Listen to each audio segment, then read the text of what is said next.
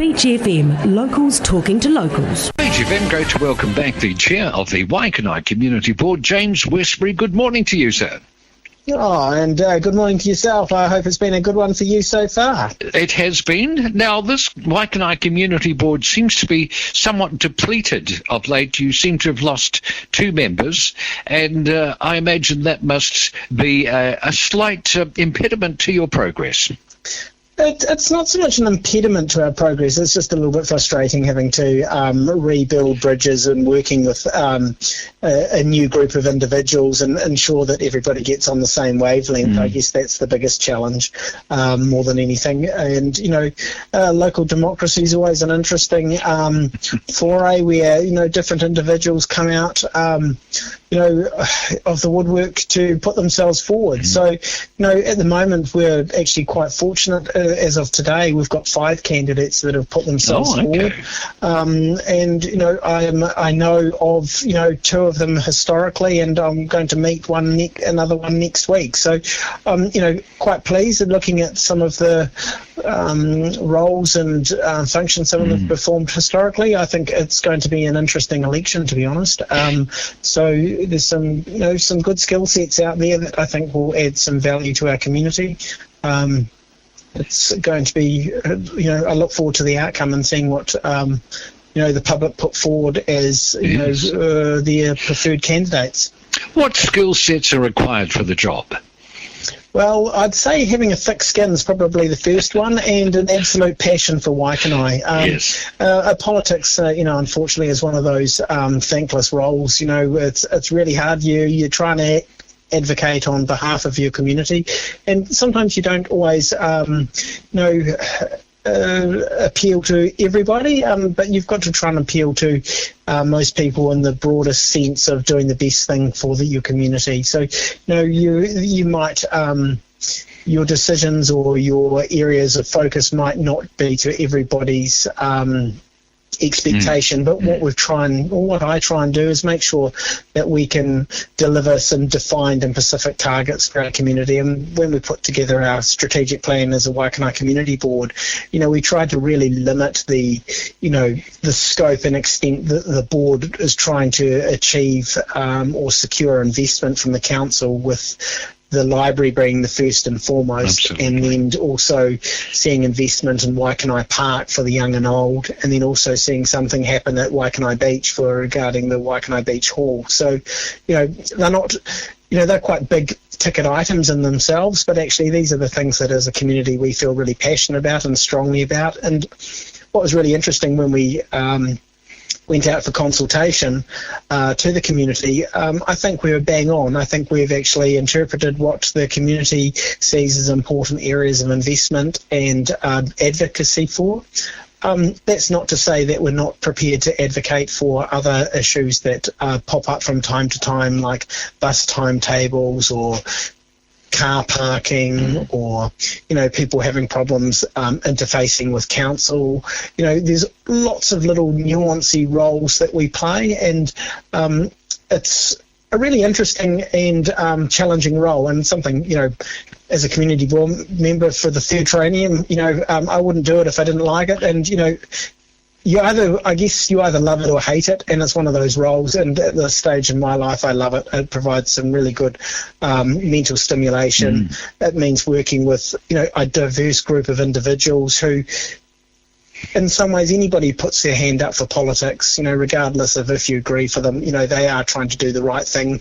We're just all from different strokes and folks and have different visions or views. It's about trying to harmonise all those views together, and it's a challenge sometimes, don't get me wrong, but I think we're doing a reasonable job in Waikanae. It's just,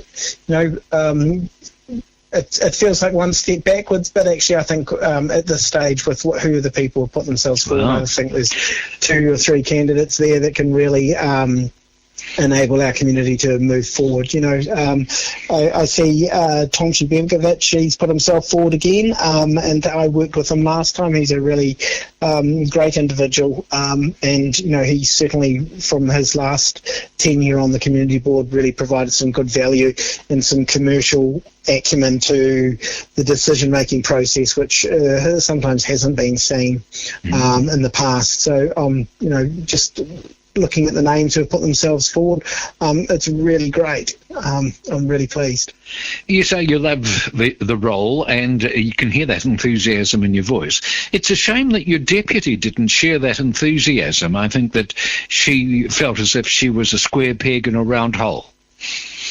And, it's a really, it's a difficult role being in politics. It's not like working in what we'd describe as a typical boardroom environment where you've got a corporate agenda to work towards. Everybody in a community board is elected as individuals and in their own capacity and their own ticket. And it's about trying to coordinate those roles together. And don't get me wrong, politics and local government is frustratingly slow.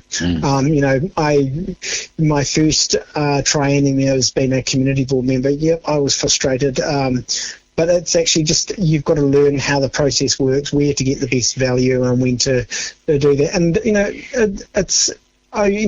Jill was a really great member of the community board, and it'll be sad to see her go. And it's just, what I'd really like to see is, sometimes it can be a thankless job, and sometimes, if you're new to that and it's a different environment, it's just, how do you move forward? And it's a decision she took for personal reasons, to move forward in a different direction. But saying that, she's been a real asset to the community board in her time with us. So, it's a shame she hasn't been able to maintain her role and duty in the community board. But at the end of the day, if it's not fulfilling your absolutely objectives in life, there's no point in sticking it out for sticking it out's sake. You've either got to be in at 100% or not at all. Right. So, I wish her all the best in future. And like I said, she's been a great contributor to the board. And she's going to continue contributing to the community. We actually spoken to Jill, and we worked out that we're not going to lose her. That she's not going to disappear under a stone. She's going to carry on her work, and she will be contributing in a different way. Well, James, what is the process from here on in? What do people have to do if they want to signify their interest to stand for the community board? At this point in time, they need to ensure that they are a resident or they are a ratepayer of the Waikanae area, or not necessarily that. They are put forward by a member of our local area, as in Waikanae, and that's got to be, you've got to have someone who nominates you, and then you also need a seconder for that process, and then that you just have to fill out a form on the Kapiti Coast District Council website. You've got to make a bit of a financial contribution. The reason for that is to stop people mucking about and being a tire kicker. So that's right, frivolous. And thereby your nomination will be accepted. And once it's accepted, with the impending Jill's resignation, it changes some of the time frames. But at the end of this week was essentially the close, but with Jill's resignation, the time frame slips out a little bit, and then we'll hopefully be having elections in then probably the next month and a bit. I can't remember the dates off the top of my head, I'm afraid. I don't have them to hand. Perhaps I could ask, though, because we're a fair way through this term, do you think this is going to be disruptive to the board going on? Because you're going to have 2 new members, and we're about halfway through. And is it going to be difficult to get this operating as efficiently as you would like? I don't,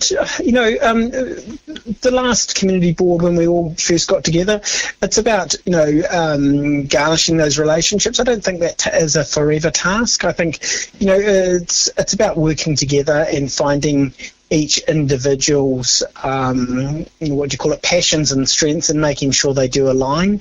And we're trying to find areas of commonality where we can deliver something for Waikanae.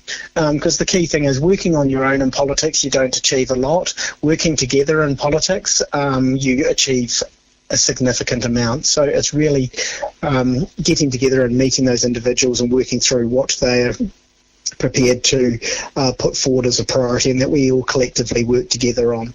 Great because stuff. when we present to council what our priorities are, it's indisputable what we want to achieve and what we're looking for. So whilst I can't say that that's going to happen immediately, I'd like to see this all work together and gel together.